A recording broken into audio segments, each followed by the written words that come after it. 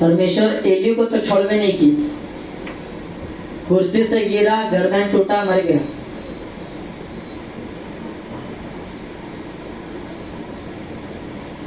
परमेश्वर का आदर बहुत जरूरी है।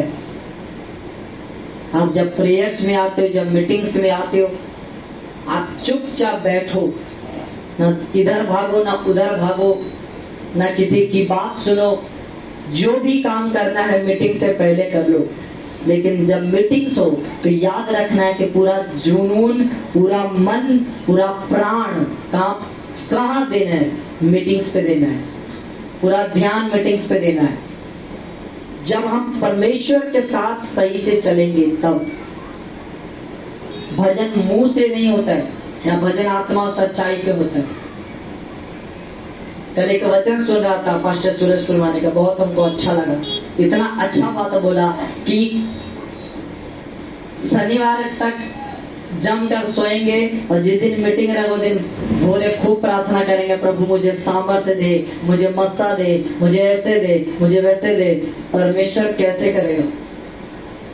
आपका जो आदर होना चाहिए केवल कलीसिया में नहीं, जो क्योंकि घर में जो आदर करता है ना, कलीसिया में उसका दिखता है मस्सा। जो घर में खुदा का आदर करता है, कलीसिया में उसका मस्सा दिखता है। अगर आप उन लोगों को अपने जीवन से नहीं हटा पा रहे हो तो आप एक जानते हो सॉल्ट टाइम में बंध गए हो, आत्म बंधन में फंसे हुए हो।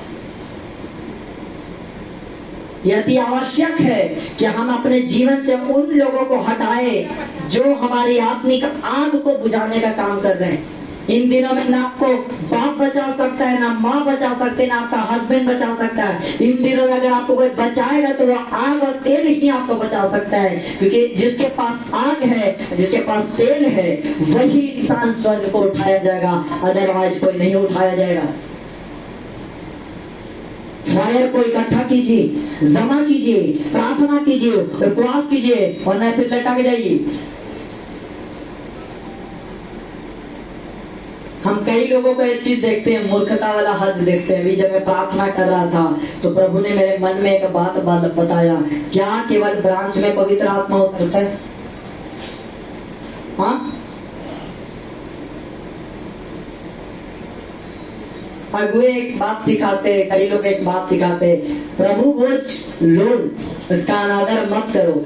अलग रीति से, अन्य रीति से नहीं लेने का मतलब है, वो अलग बात है। लेकिन बाइबल एक बात ये भी कहता है, जब मैं इस बारे में सोच रहा था, परमेश्वर ने एक बहुत खूबसूरत बात बोला कि पतरस मेरे साथ प्रभु भोज लिया और मेरे साथ प्रभु भोज लेने के बाद मेरा इनकार किया। तो क्या मैंने पतरस को छोड़ दिया? जब वो पैर धो रहा था, पतरस मना करता है और प्रभु कहता, अगर मैं तेरा पैर ना धोऊं तो तेरा मेरे साथ कोई रिश्ता नहीं है। अगर आप प्रभु को अपनी सेवा नहीं करने दे रहे हो, आप सीधा रिश्ता खत्म कर दे रहे हो।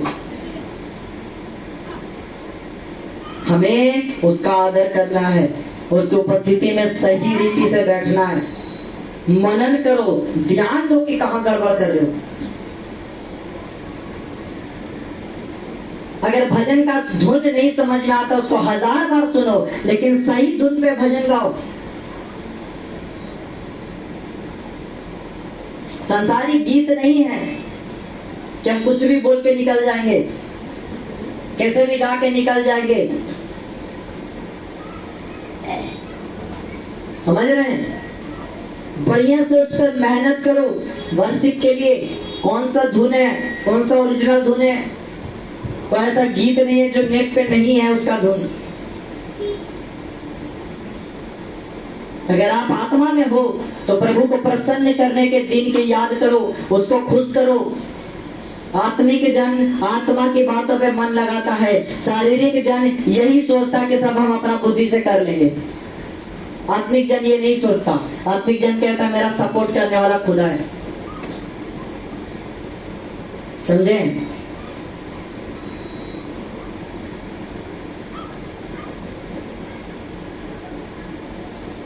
इस बात को याद रखिए।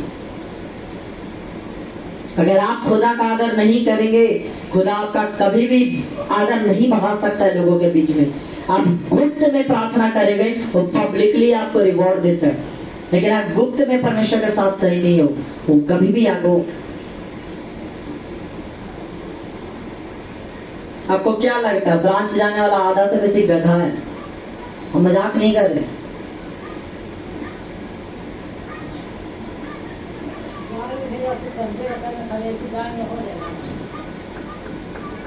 जाए मना नहीं है, उसकी उपस्थिति में बैठे, लेकिन पर्सनली आप प्रभु को कितना जानते हो?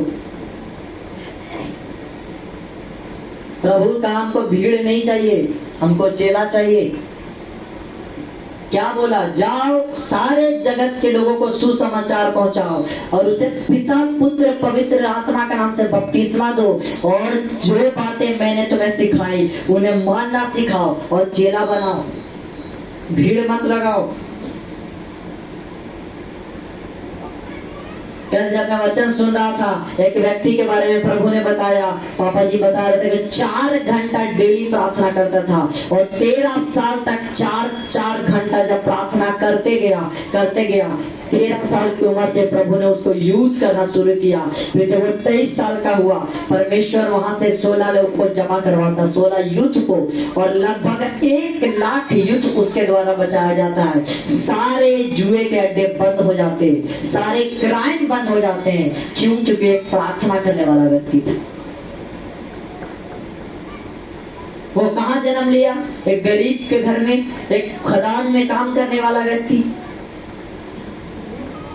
अब उस व्यक्ति को परमेश्वर ने सिखाया, प्रार्थना में प्रकाशन दिया, वचन दिया, उसको समझाया कि जा और युद्ध को प्रचार कर। और जब वो युद्ध को प्रचार करने लगा, 1 लाख लोगों को परमेश्वर ने उसके द्वारा बचाया। और वहां के दारू के दुकान बंद हो गए, पुलिस थाना खाली था, कोई पकड़ा ही नहीं था, कोई चोर ही नहीं मिल रहा था, क्योंकि वो प्रार्थना करने वाला व्यक्ति था। अगर आपकी प्रार्थना टूटी हुई है तो आपका जीवन टूटा हुआ रिजल्ट देगा। आपका प्रार्थना ढोंगी वाला है तो आपका जीवन भी प्रभु आपके साथ भयानक ढोंग करेगा। जिस नाप से नापोगे खुदा उसी नाप से आपके लिए नापेगा। ढोंगी मत करो, वचन का आदर करो, यहोवा का आदर करो, यहोवा का भय मान और बुराई से अलग रहे। सबसे पहला तो उसको डरना है कि नहीं, हम कोई गलत नहीं कर सकते, परमेश्वर को बुरा लगेगा। हमें अपने आप को अलग करके रहना है। इन दिनों तैयारियां और तेजी से चल रही हैं। धीरे धीरे धीरे धीरे धीरे धीरे आत्मा के प्रभाव में बढ़ना है।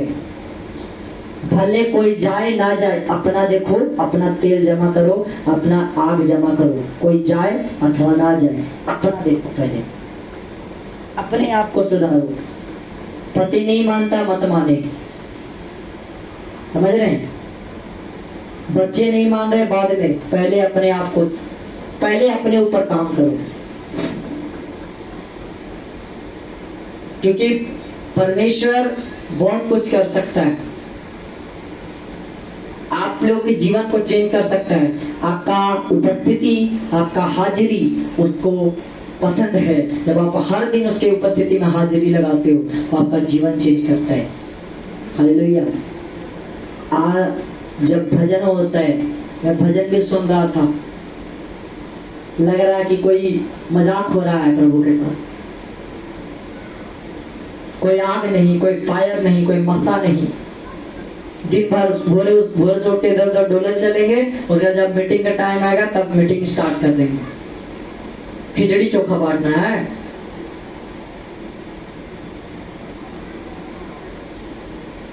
सब काम बंद करके सबसे पहले जब हमको मीटिंग करना है, जब मुझे जिम्मेदारी है, तो क्यों ना हम प्रार्थना में रहें।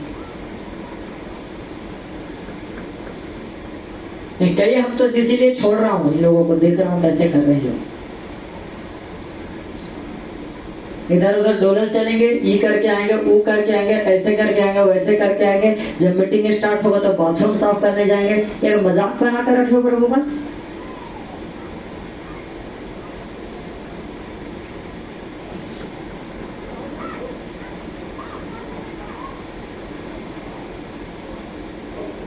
इस चीज को चेंज करो, सिस्टम बदलो। हम प्रार्थना करते तो आप लोग को भी प्रेयर्स में रहना है। जब आपको पता है कि संडे मीटिंग से 10 बजे से, तो क्यों ना हम 8 बजे से 10 बजे तक आप प्रार्थना में रहें, और जैसे 10:05 पहले उठें और मीटिंग स्टार्ट करें। तो डोलल चलेंगे भोरे उठ के इधर उधर फालतू के काम में, और जब मीटिंग स्टार्ट होगा तब साफ सुथरा शुरू करेंगे, और ऐसे रखेंगे प्रभु का घर। और कहते हैं हम प्रभु से डरते हैं, यही डरते हो।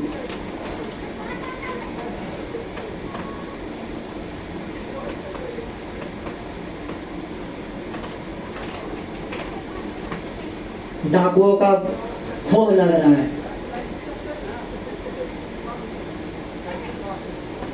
कब तक फकीर वाले जिंदगी जियो?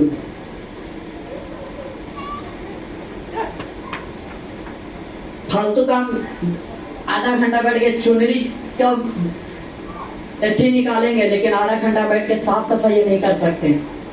1 घंटा बैठ के साड़ी के खोल खाली कर देंगे, मुरादा खाली कर देंगे, लेकिन 1 घंटा बैठ के साफ सफाई नहीं हो सकता। जो चीज जहां रहना चाहिए वो चीज वहां नहीं रह सकती। और बाइबल पकड़ लेंगे डायरेक्ट कि हम बहुत बड़ा धर्मी है।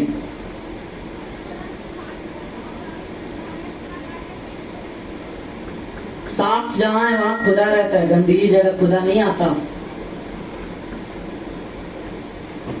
खुदा यही चीज जांचता है कितना डिसिप्लिन में है लोग।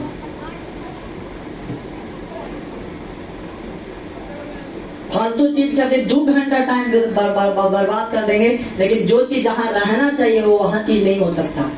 बस जहां है तो रह दो। 4 हफ्ता से इसके नीचे से झाड़ू नहीं लगा है।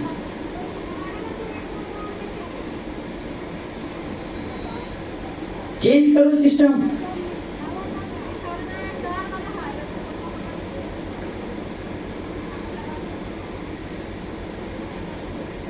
कभी भी हमने ये नहीं देखा कि कोई चीज सही से हो। जो चीज जहां से उठाएगा वहां है ही नहीं, कहीं और है।